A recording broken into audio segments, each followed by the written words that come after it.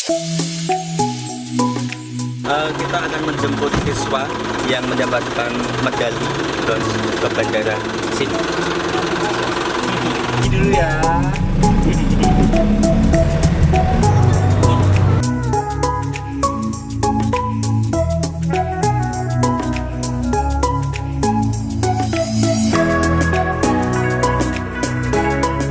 Baik, sekarang kita sudah sampai di Bandara Sultan Saroja atau Bandara SIM. Kita di sini menunggu kedatangan dua siswa kita yang membanggakan, yaitu Agus dan Syafiq. Mereka berhasil mendapatkan medali perunggu dari Korea. Luar biasa. Mari kita lihat.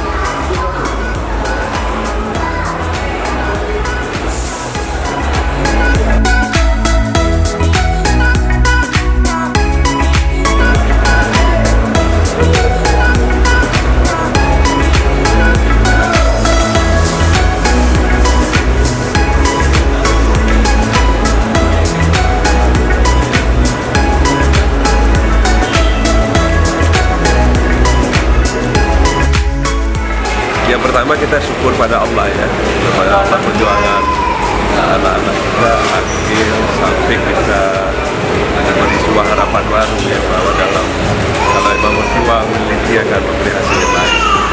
Berikutnya kepada Fatih, sekolah Fatih, sudah salah satu inovasi yang membangkitkan semangat anak-anak di depan. Memang kompetisi atau bersaing pada era global ini baik internasional